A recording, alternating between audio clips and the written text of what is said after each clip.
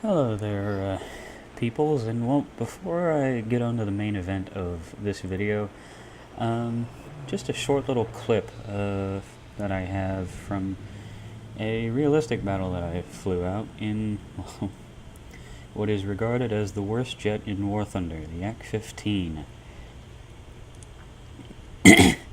And not only is this a Yak-15, but it is a stock Yak-15. And what I mean by stock is I don't even have the fuselage repair. I don't even have the gun. I don't have the belts. I don't have the fuselage repair. I have no upgrades on this plane. So, yes, a completely dead stock Yak-15. Now, for all of those of you who say jets are overpowered, what I would imagine you are mostly talking about is the ME-262 and the P-80 Shooting Star. Now, no jet in War Thunder is overpowered, at least in arcade. Well, with the exception of maybe the F-2 Sabre, although I haven't flown that yet. I know in realistic the F-2 Sabre is unrealistically is performing over what it should. So yeah, in realistic, I know that the F-2 Sabre is overperforming, but in arcade, as far as I know, nothing is overperforming. Or at least nothing is overpowered. So then, why are jets overpowered? Well, they aren't. And no, I'm not gonna make you watch me climbing in this thing. At least not for the whole time. So, yeah, the jets are not overpowered at all. And anyone who says jets are overpowered are also the same people who claim that Russian bias exists in War Thunder. They're idiots. Okay? Don't listen to them. They are complete idiots. And I actually can say that no, Russian bias doesn't exist, because I have almost every single plane in War Thunder. Russian bias does not exist. Stop spurting it. You're just making a fool of yourself. So anyway,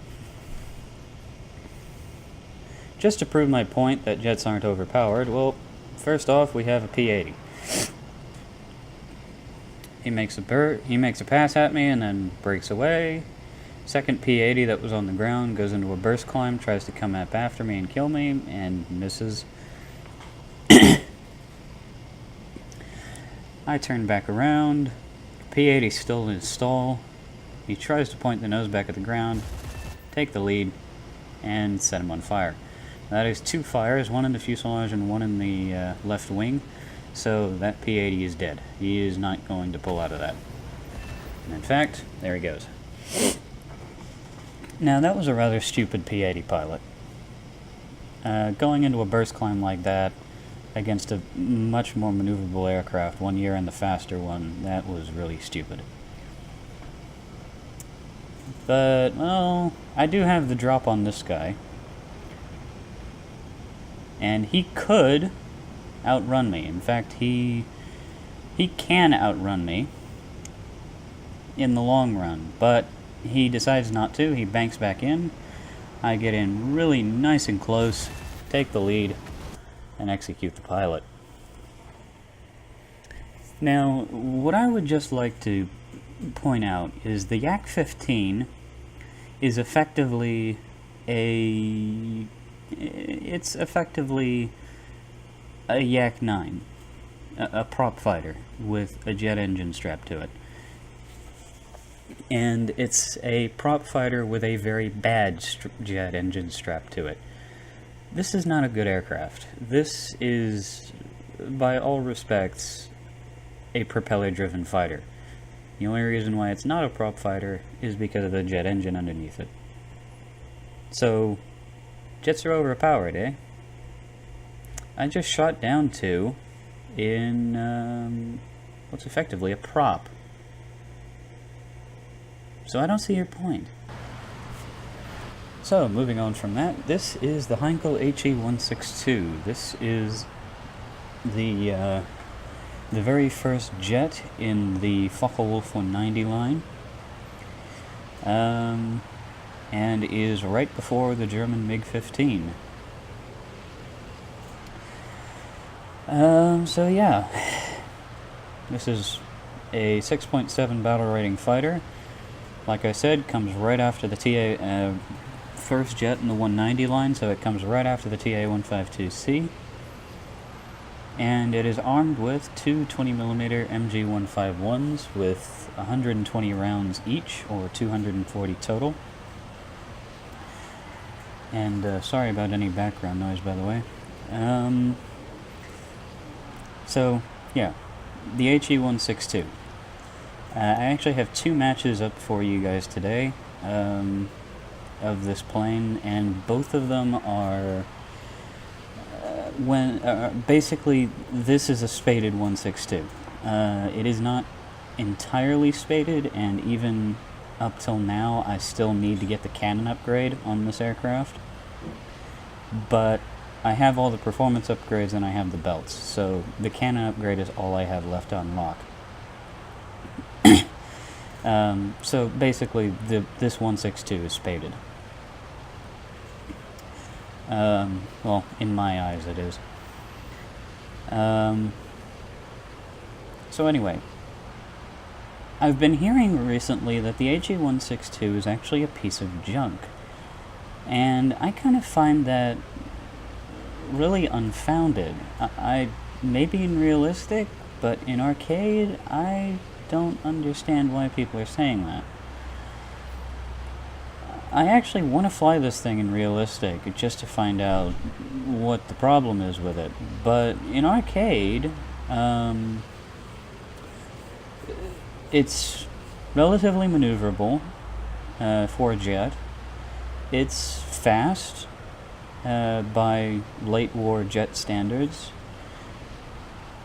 It's not very well armed, but it has good energy retention out of a climb, and it has a good climb rate. Not only that, but the overall handling characteristics of the aircraft are very good, and it has a very good roll rate. For those of you coming right out of the Focke-Wulf 190 line, the roll rate is pretty much exactly the same, if not very close to the 190s that you're already accustomed to flying. So in that respect, you're going to be familiar with this plane. Also, for those of you who have been flying the 190s up till now, you will be well prepared for flying the HE-162 because, well, theoretically, you just got done flying the TA-152C, and you probably learned very quickly in that plane that if you don't boom and zoom, you're a dead man. So, yeah, you're very well prepared for flying the HE-162 if you've spaded the TA-152C. Or at least flown the TA-152C and gotten to grips with how it plays. Now, the Heinkel 162, like I said, it's fast for a jet, or at least it's fast for for a late war jet. As you can see there, I managed to break over 600 miles an hour in that dive, which I know that really doesn't sound like anything special, but I mean, look at the plane. That's pretty good. I mean, that's a pretty good top speed by anyone's standards, but especially for this thing.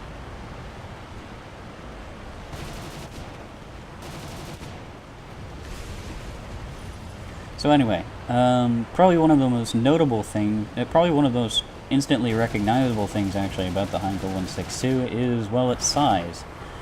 This thing is about the size of a yak, if not smaller. It is a very tiny, tiny aircraft. It might even be about the size of an Me-163, and that thing is ridiculously small.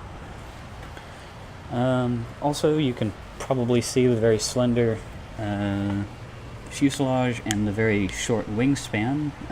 Yes. It's a very short-winged aircraft. It's a very difficult-to-hit aircraft. However, when it does take damage, that's bad news. The wings of the HE-162 are actually made out of wood. And this makes them very fragile.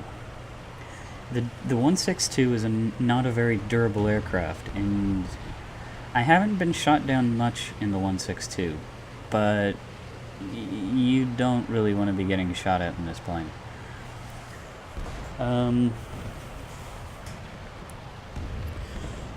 In fact, in my experience, a yellow mid or inner wing section of the damage model will shatter the maneuverability.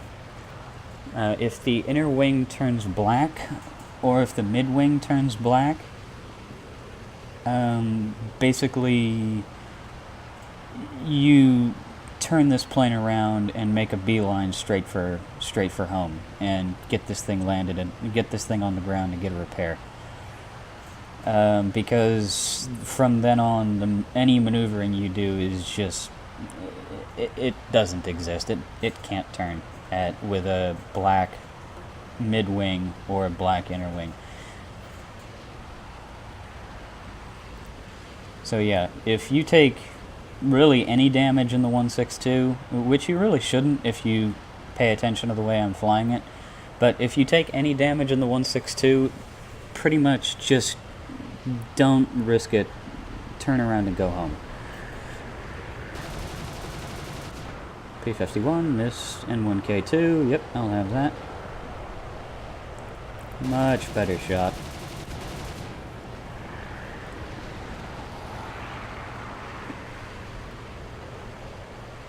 So, probably one of the most notable things about this plane is, well, obviously the armament. Yes, it is one of the least well-armed aircraft in War Thunder, or at least in as far as jets go. It is not the worst armed. That would be the Kika, and then followed directly behind by the Yak-15s and the Yak-17, and then this one is the third worst armed jet in War Thunder, as far as my knowledge goes, at least. So yeah. Another thing about this plane is that, well, the energy retention. And, well, in a climb, the energy retention isn't all that bad, especially coming out of a dive. However, maneuvering does bleed a lot of speed in this plane, and you really don't want to do a lot of maneuvering. You can maneuver with American and Russian jets, specifically the MiGs and the P-80s and the F-84s. However, if the pilots are smart, they aren't going to be getting into turn fights with you to begin with.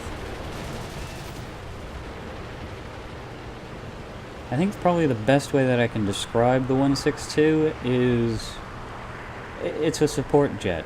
It isn't really for shooting down bombers. This is a plane that goes after super props and other jets. Specifically jet fighters like the P-80, the F-84, the MiG-9, the Yak-15, the Yak-17. That's what this thing is for. It's for shooting down other jets and for shooting down super props. Which is why it doesn't really have great armament. Only the 220 millimeters. Yeah, not great. Not only that, but because of the low ammo load, it makes it kind of a requirement that you have max reload speed on your crew, whichever one you put it on. Which honestly, if you're this far down the German line and you haven't already invested highly in your reload skill, I don't know what the hell is wrong with you.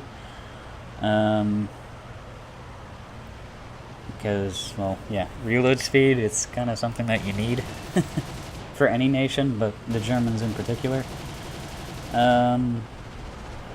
F-84 goes past. So yeah, right now, this will kind of show the maneuvering capabilities of the 162, especially at lower speed.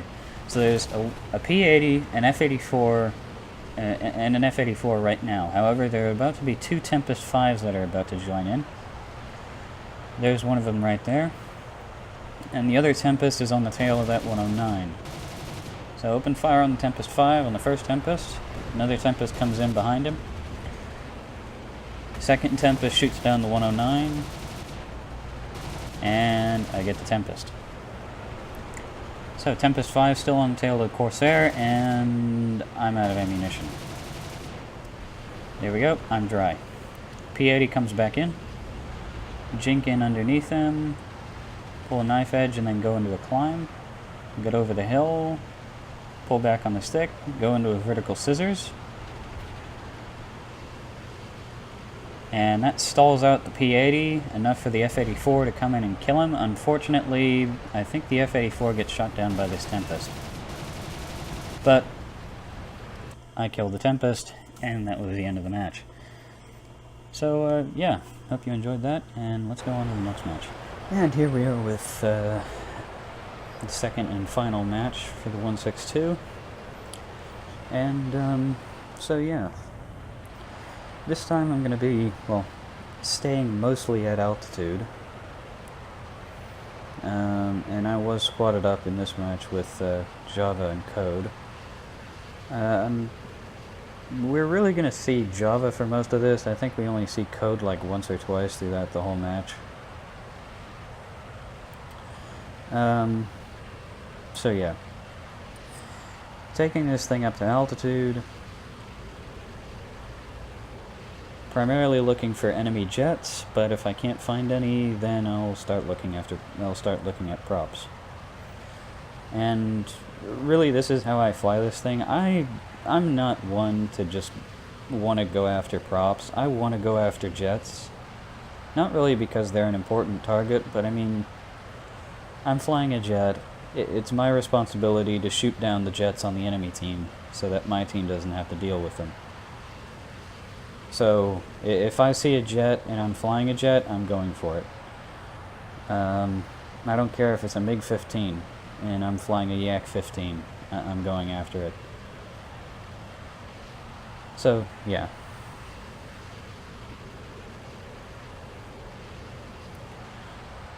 So, climbing out to, trying to get up to 5,000 meters, however, that Beetle 7 guy and his Tempest 2 has taken a bit of an interest in my 162. And yes, he is flying a Tempest 2, and we're going to see this guy quite a bit throughout the course of this match. He had a massive hard-on for me and my 162. I don't really know why, but, well, I've called out on TeamSpeak. I've called out the guy to Java. He's over there in his BF-109. In the Italian BF-109 to be specific. And he's on his way over here to help me out with his Tempest.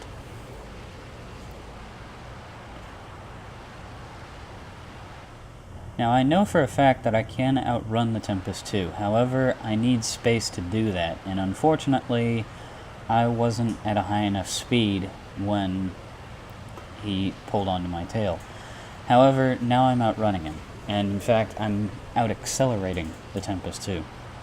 And I will continue to do that until, well, he breaks off and goes after Java. So Java makes his pass, I put the plane into a loop, gain some more altitude, and then also to sheds a little bit of speed. And Java is actually losing this turn fight here with this Tempest too. So what he says is he's going to make one more pass, and then he's going to go up into a climb to try to get the Tempest to follow him. So he pulls out of the turn. Tempest goes into a loop. I open fire.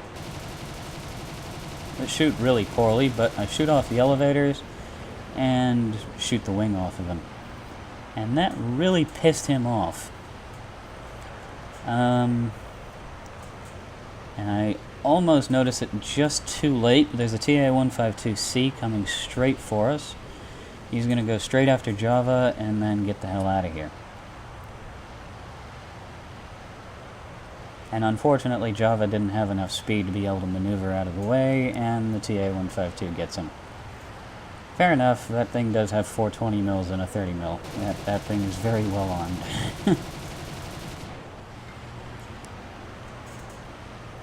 Definitely not something I would like to be on the business end of while flying this aircraft. And I really was shooting poorly in this match.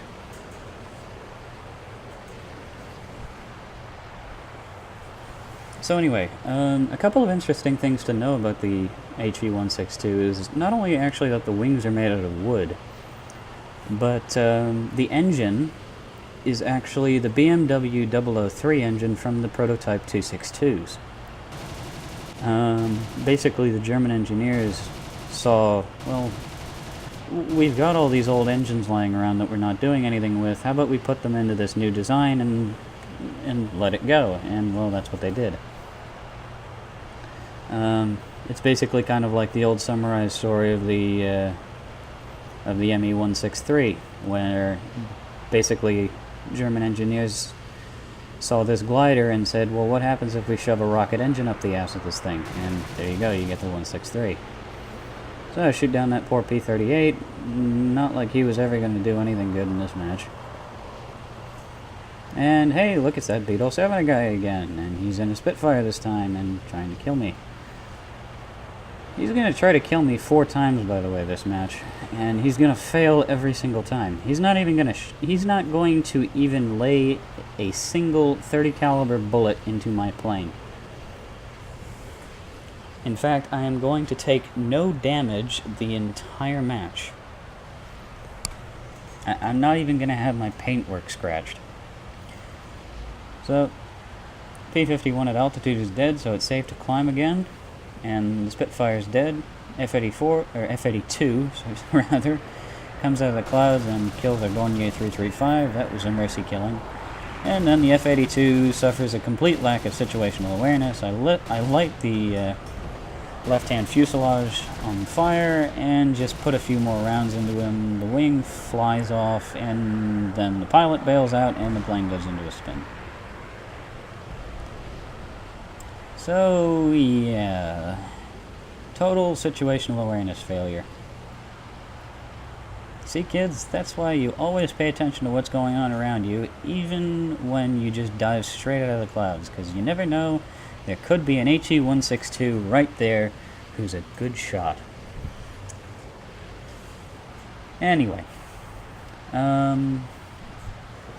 so yeah, climb back up to altitude so I can, well, get some more energy, because God knows I need it. And hey, look at that, it's Beetle 7 again.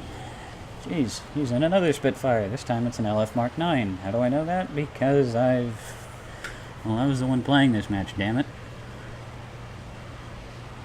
Don't worry, he's gonna get close here in a second. I actually kind of misjudged the LF Mark 9's energy retention in arcade. I did not think he was going to be able to do this, but he did.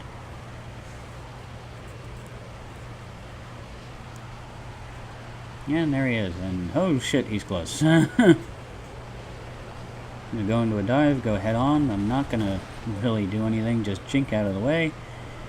Continues his climb, he stalls himself out, and then he just kind of runs away. And for some reason thinks that I've actually turned back around. And I guess is trying to throw himself into a spin. I have no idea what he's trying to do here.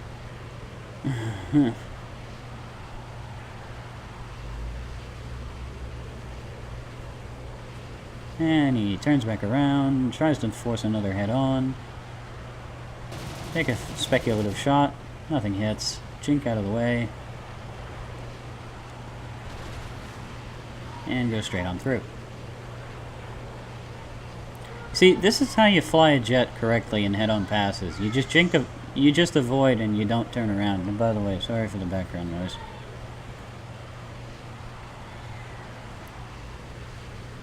I really wish I could get that kid to shut up, but I can't.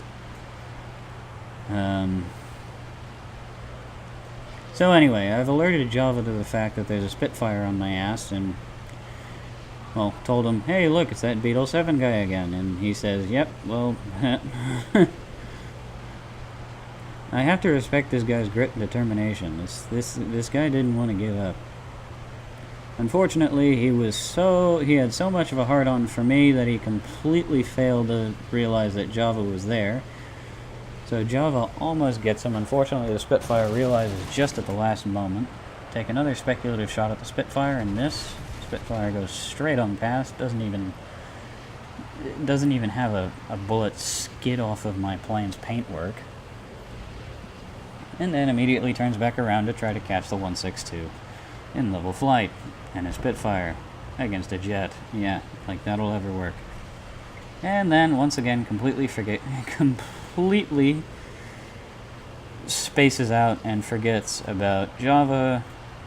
Spitfire tries to climb. Java takes perfect state of the situation and kills him. And there goes the Spitfire. So, strike 3 for Beetle 7. Can you strike out? Can you start striking out the second batter? Because that would be pretty impressive if you did. You've already struck out once. Can you do it again?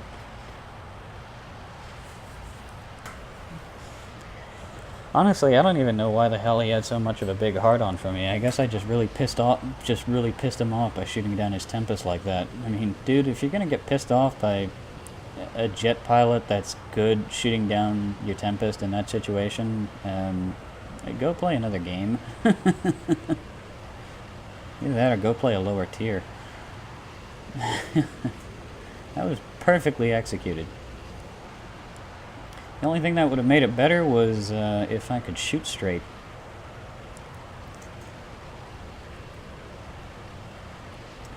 But yeah,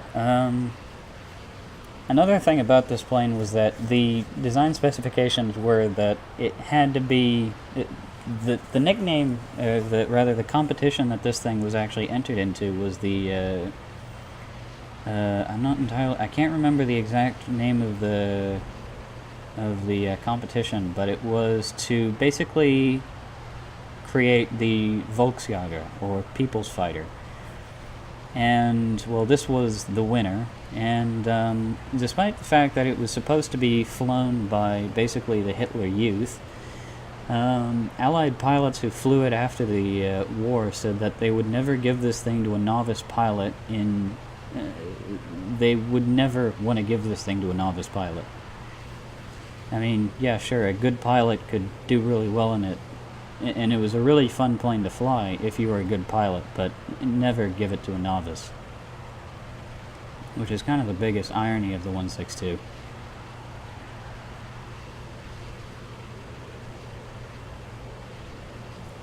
And actually, since this thing only has a BMW 003, you would think that the overall performance of the engine is actually rather poor, but actually, since the 162 is so light, it actually really works out in the 162's favor. It doesn't have the same thrust issues that the 262 does.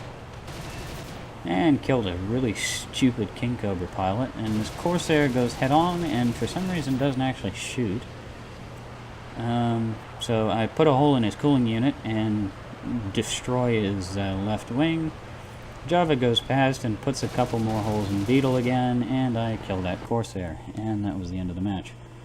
And by the way, yes, Beetle did try to come after me again, and Java killed him again. Twice. That was 4 times that guy tried to come after my 162 and died every single time. Well, if you're gonna be that stupid, I guess you're playing the right tier. And there's the wreck of the Corsair. Oh, and it looks like I destroyed the elevators and the rudder as well. Yeah, well.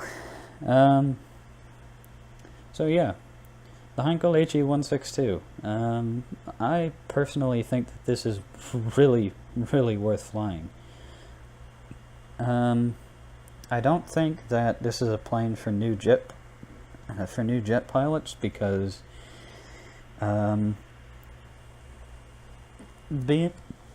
excuse me, the BMW 003, even though it does suit the 163, it still isn't a very good engine. So honestly, this is probably for some of the more experienced jet pilots in the game. Another thing is that the handling characteristics of the 162 are not. It would probably be somewhat difficult for a new prop pilot to get used to, or for a new jet pilot to get used to. And, well, simply because of that, I don't think that I don't recommend this plane for new jet pilots.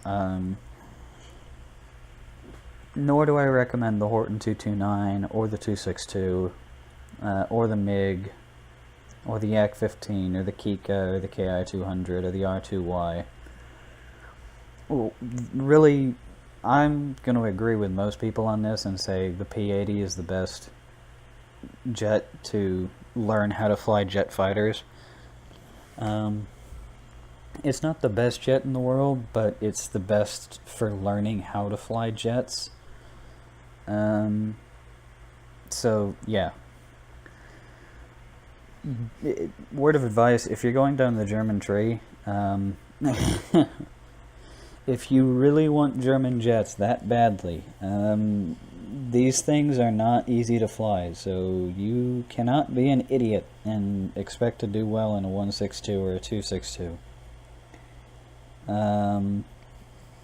So yeah.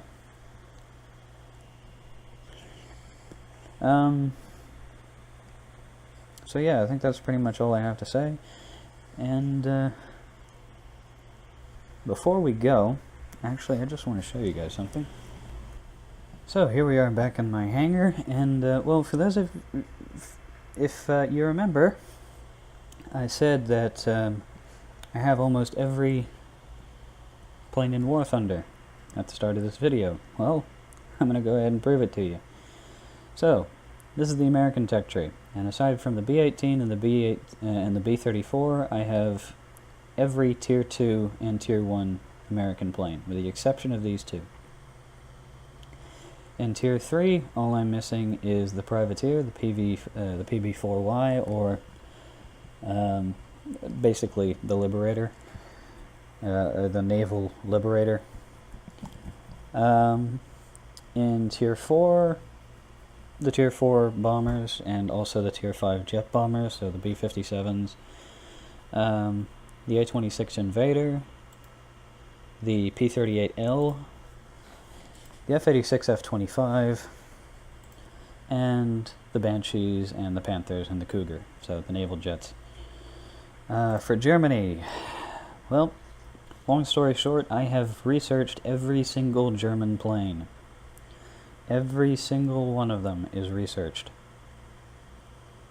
I still have to buy the bombers, but honestly, I'll not, or at least a majority of the bombers. And in fact, you know what? Just to go ahead and get one down.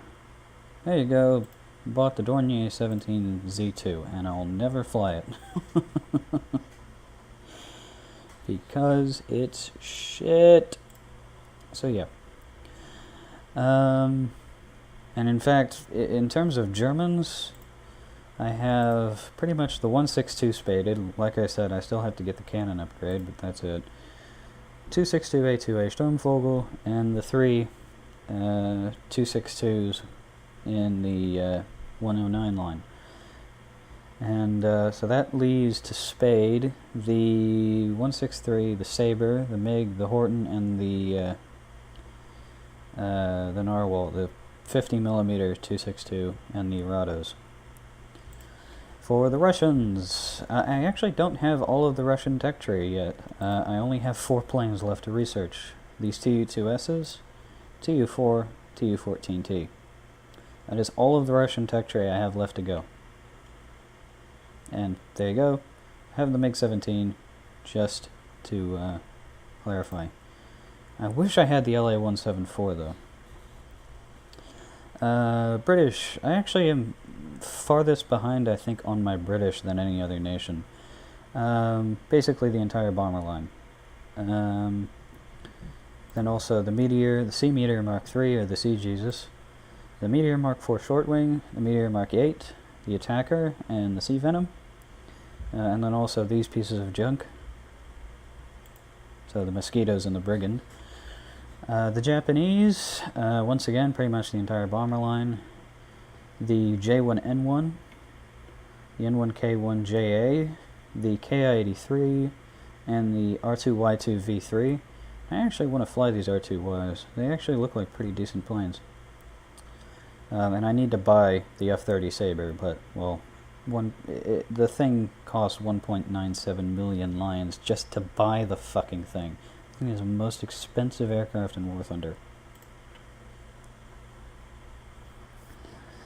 And now we come on to the Italians, and I have 4 Italian planes left to research. P108B Series 2, F84G, G91 Pre-Series, G91R. 4 of the entire Italian tech tree left to research. So yeah, I don't have much left to actually get in this game. So I think and actually, you know what? I'm just going to go ahead and show you the fighters that I've spaded. So, all of the American single-seat, single-engine fighters, aside from the P-63s, the P-47, the P-47N, and the 2 P-51s, are spaded. None of my twin-engine planes I've ever flown, and I actually have the Apache spaded too. Although that's more of a fighter in my mind than a ground attack aircraft. So for Germany, well, like I said, I have 5 jets spaded in Germany. 4 of them are 262s, and the other 5th one is that. For the fighters, from tiers 1 to 4, everything except for the TA-152s is spaded in the single-seat, single-engine fighters. So every single plane in tiers 1, 2, and 3 that is a single-seat, single-engine fighter is spaded. In tier 4, all that's left is the TA-152H and the TA-152C. For the Russians, every single piston-driven, single-seat, single-engine fighter in tiers 1 through 4, with the exception of that I-185, is spaded. So all of the whole Lavochkin line is spaded, the whole Yakovlev line is spaded, and up to that I-185, the Polikarpov and Mikoyan Gurevich line is spaded.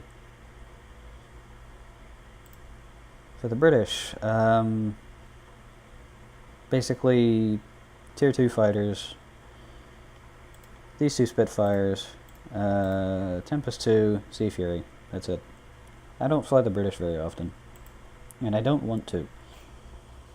Japanese, I still need to spade the N1K1. I need to spade these 2 machine gun armed Ki-61s, but with the exception of that, tier 1 and 2 are spaded. In tier 3, all I have left is that. In tier 4, all I have left is these 2 J2Ms and that. And in the Italians, come on, load. The only Italian fighters I have left to spade is that, and with this, all I need is the bombs and the cannon upgrade. And then the CR-42, which I already have spaded in the German tree, and these two CR-32s. So, yeah. Oh, and by the way, for all of you who claim Russian bias, I can completely, with 100% certainty, tell you none of these planes are overpowered. Absolutely none of them. In fact, the Yaks are the worst aircraft in the entire Russian tree. Every single one of them, with the exception of that one and that one, suck. Absolutely suck. The best Russian fighters from tiers 2 to 4, I-16, Type 27, Mikoyan Gurevich MiG-334, LA-5, LA-5F, LA-5FN, LA-7, LA-7B-20, LA-9. The entire LA line, the entire Lavochkin line, with the exception of the Lag-3s, is just fantastic aircraft. These things are shit. They suck. Absolutely horrible aircraft, with the exception of that, and that's only 2.3. These things are terrible. The Polikarpovs, so the I-16s, the I-15s, the I-153s, they're pretty good planes. The MiGs, they have some problems, but they're good planes too. So yeah, anyone who says that the Yaks are overpowered is a moron. Just a complete and total moron. So yeah, for all of those of you who claim Russian bias, go fuck yourselves. Please, do us all a favor. Go fuck yourselves. You're fucking idiots. For all the rest of you who actually have half a lick of common sense, yeah, that was the 162 and the Yak-15 shooting down two P-80s. So yeah, I think I'm going to probably finish up spading this thing and then move on to, well, that. That 50 millimeters gives me problems, although I will go ahead and say this. I did buy the belt. I bought the belt upgrade because I didn't want to... These stock belts are horrible. Holy shit, look at that. It's terrible. Thankfully, the air target belts are all mine shot rounds. Oh, and actually, you know what? Just to drive the point home of, you know, Russian bias doesn't exist. So, I've been hearing that the HE-162 is a pile of junk. 42 matches, 14 deaths, 78 kills. Now, I did buy most of the upgrades with the 162. The only upgrades with the 162 that I did not buy with gold were the fuselage repair, the compressor, and the new 20 mils. So the belts, the airframe, wings, engine, and cover I bought. These three I didn't. So, and even still, I pretty much got a really good idea on how that 162 flies. And yeah, I have like it's like a 5.6 KDR in that 162.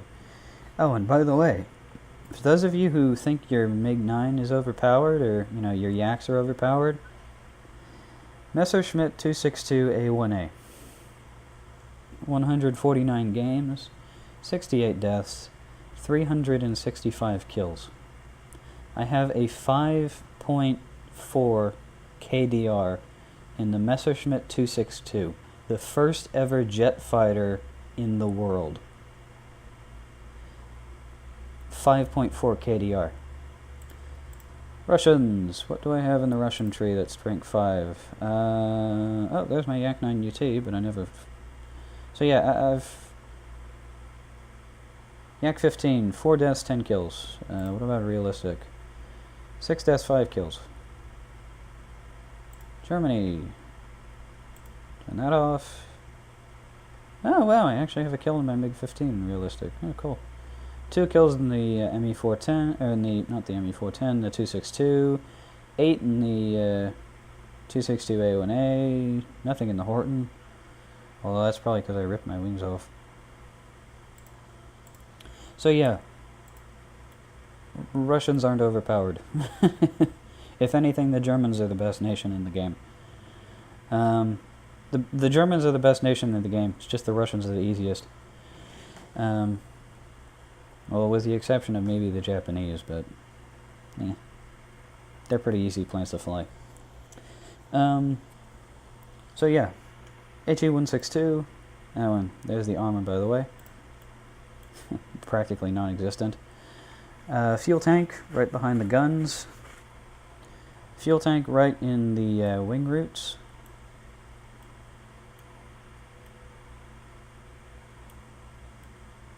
Oh, so there's actually a section cut out of the bottom of the fuel tank. I wonder what that is. The engine, yep, BMW 003, and then an oil cooling unit. So yeah, not much to the internals of the thing. Although, well, let's see. Let's have a size comparison. There's the 162. Here's a BF-109 G6.